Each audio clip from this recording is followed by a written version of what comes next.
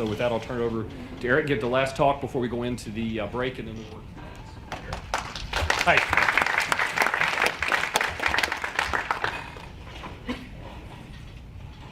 I'm not a chemical engineer, but I'm giving a chemical engineering talk.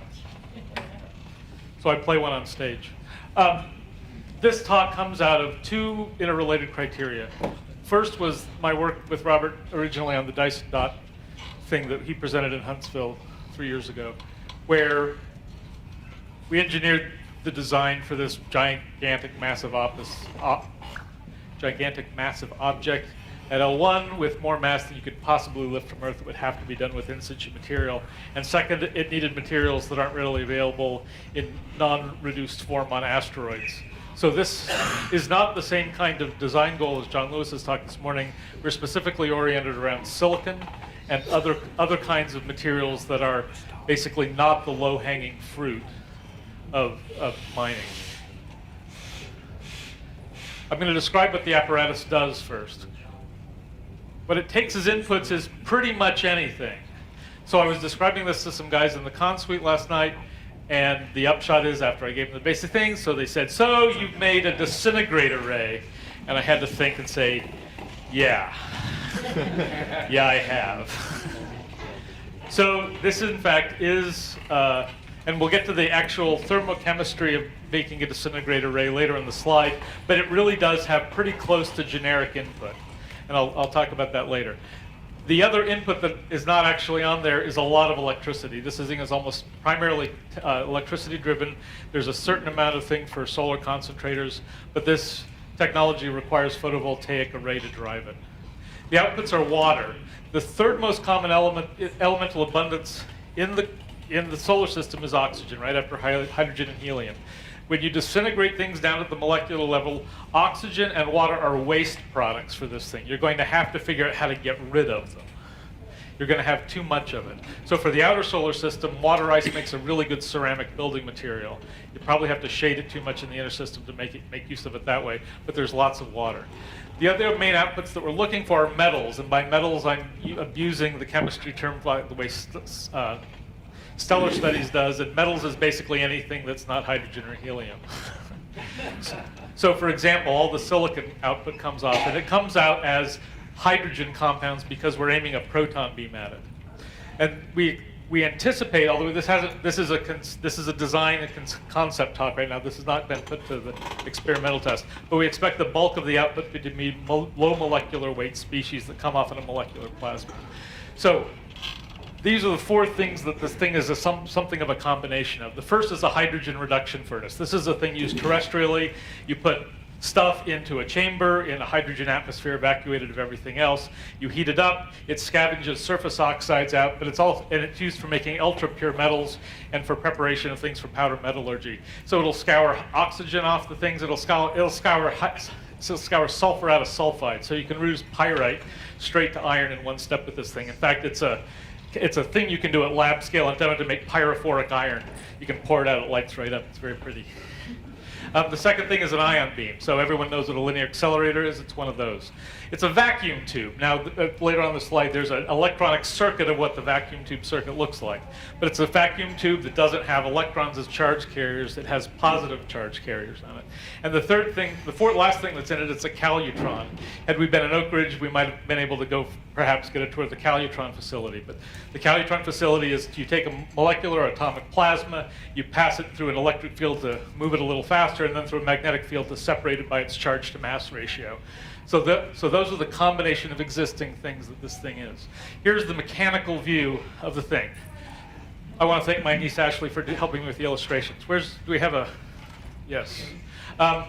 It starts off with an ion gun, which, yes, I didn't actually use the term disintegrator ray. That is, in fact, modeled after Marvin the Martian. So ion guns we'll get to those, that's essentially a proton source and a low energy accelerator. You take the proton beam, you aim it at whatever raw material you're using. We've drawn a little friendly asteroid there. There's an impact site where you get spalling off at the surface. I've drawn this as just one proton beam. We don't know what the operational parameters are going to be, but it may involve scanning the surface or pulsing it. I've left that stuff out because we need to get this thing into the lab to know which of those things are going to be useful. What comes off it is a weak molecular plasma, which is more concentrated near the impact site than later. I haven't drawn it on this thing, but there's an electric field that goes roughly from left to right here to move the ions out. Because of charge conservation, the proton beam comes in carrying positive charge, and the molecular plasma is all carrying positive charge as well. So we should be able to have the things drift across, and if we've done our electrochemistry right, we should get very few neutral charge species off of the impact site, with the one exception of noble gases, which probably are not going to form hydrides. Okay, absolutely not going to form hydrides. So the magnetic field here, we've just drawn a circular region. That's schematic, not actually thing. That's the calutron principle right there. The divergence of the molecular plasma diverges at this. It separates, and we have a set of collection plates to collect it. These are at cryogenic temperatures for absorption. Anybody that's run a high-tech vacuum system knows what a getter is. So you can think of the whole thing as a getter that's electrically attracting the molecular plasma. Here's the electrical view of it as an electronic circuit.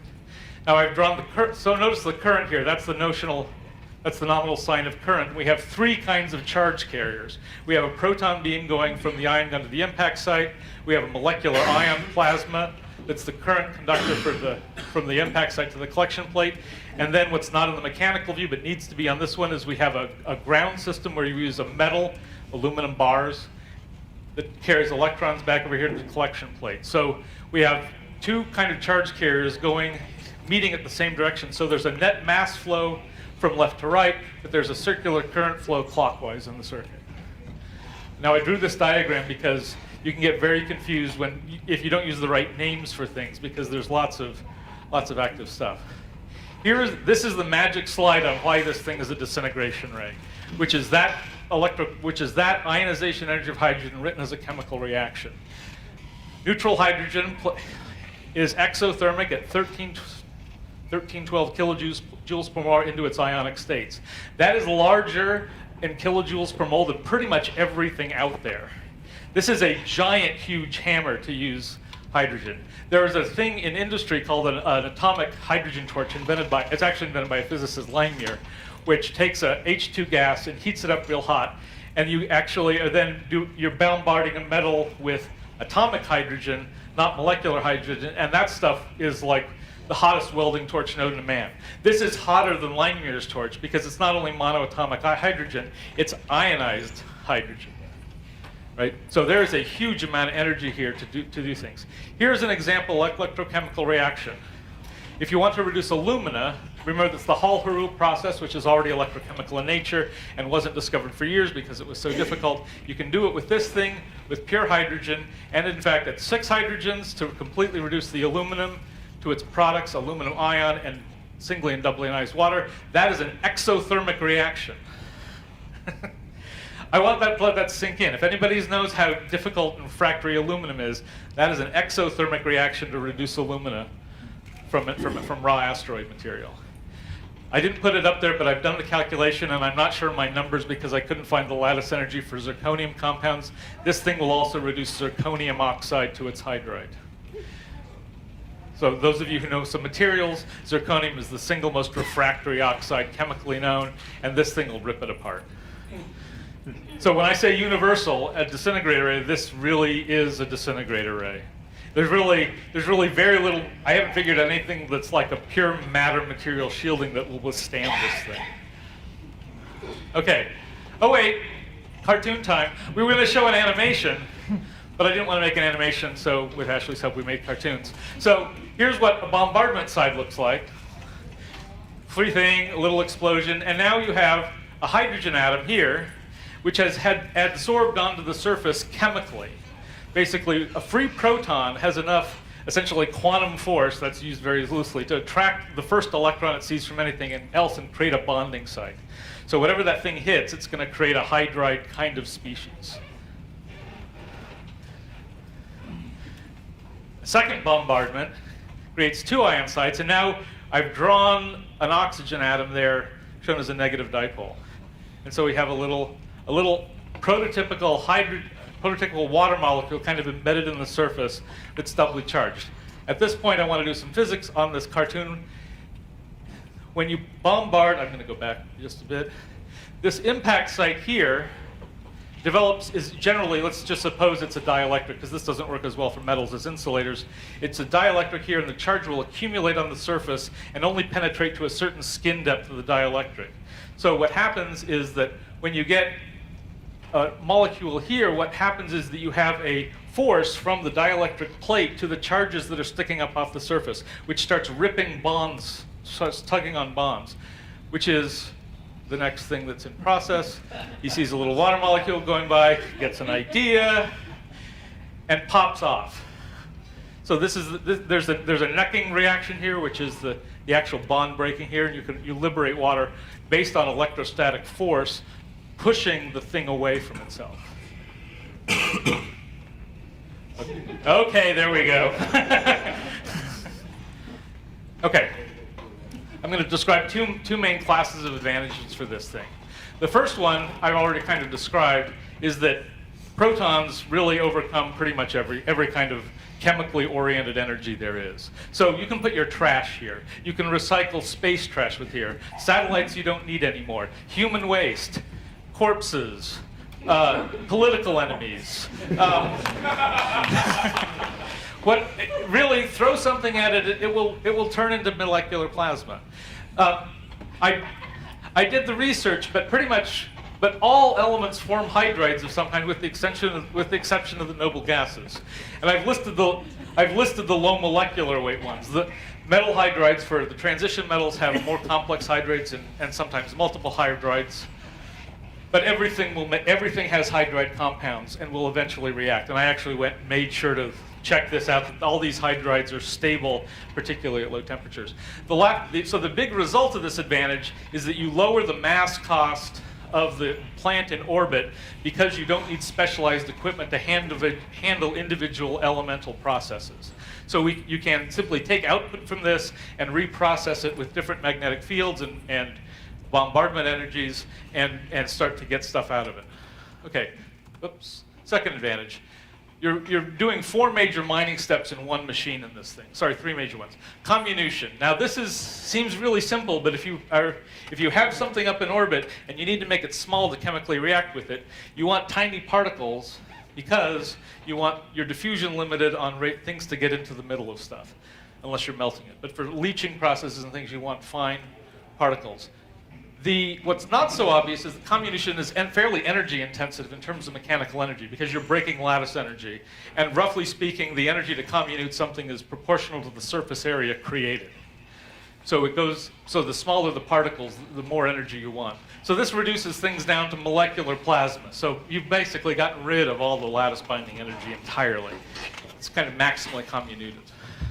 The reduction part we kind of went over already. That's getting rid of the oxides and sulfides and selenides and tellurides and all of the other things that make metals difficult to use in metallic form, in non-ceramic form.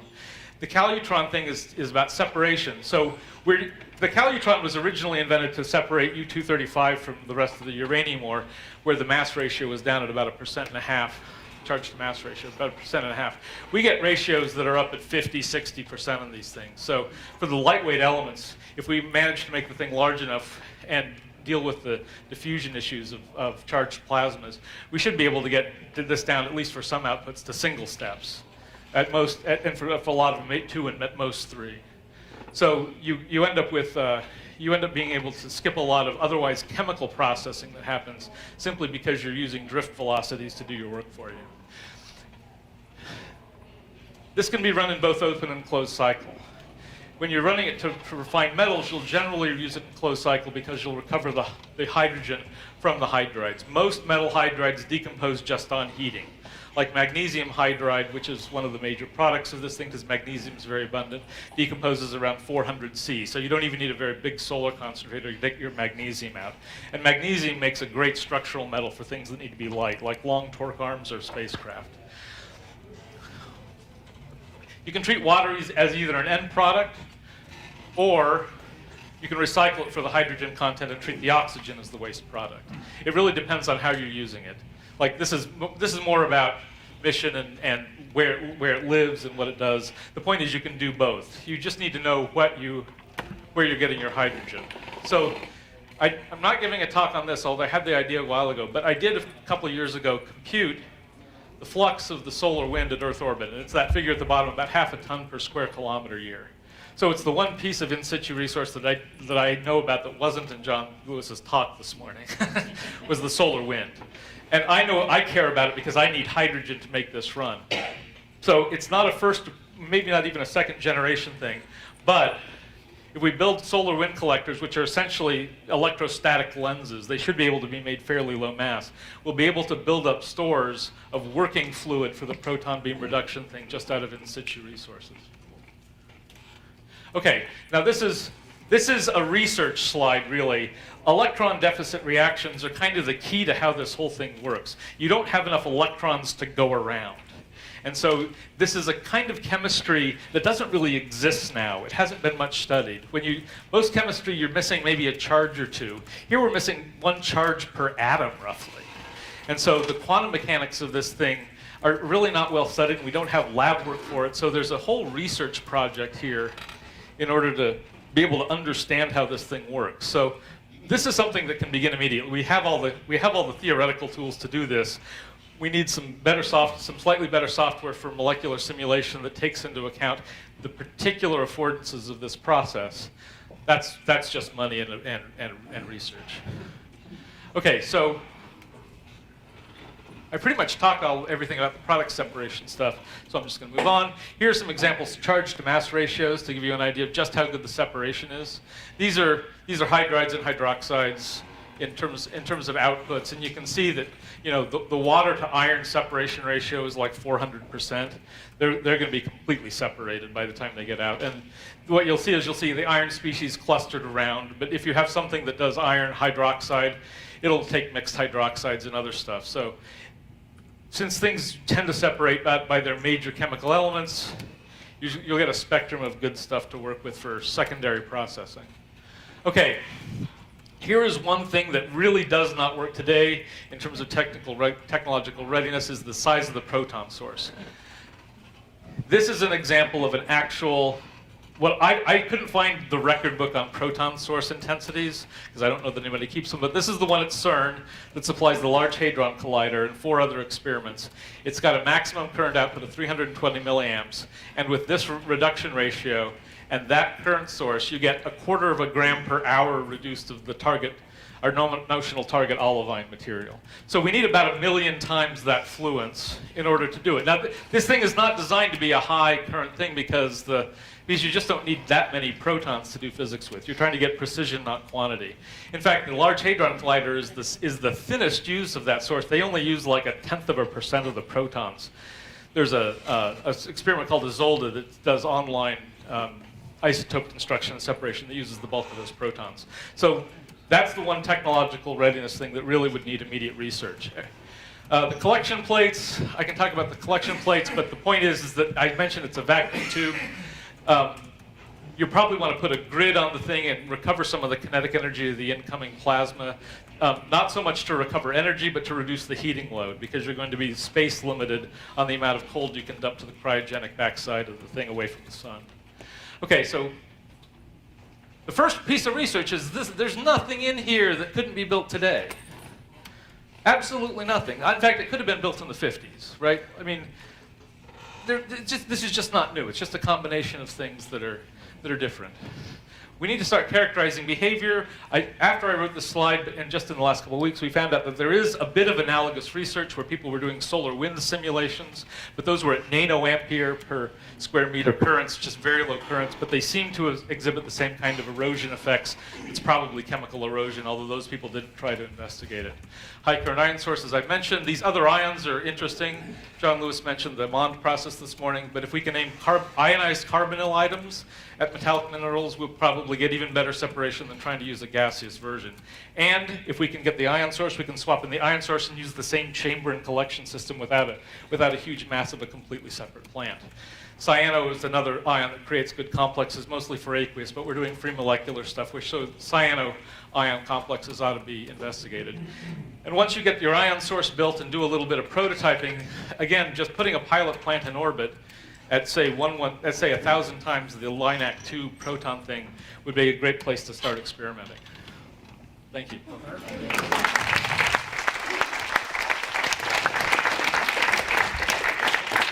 Okay, I think we'll make time for one question. John Lewis.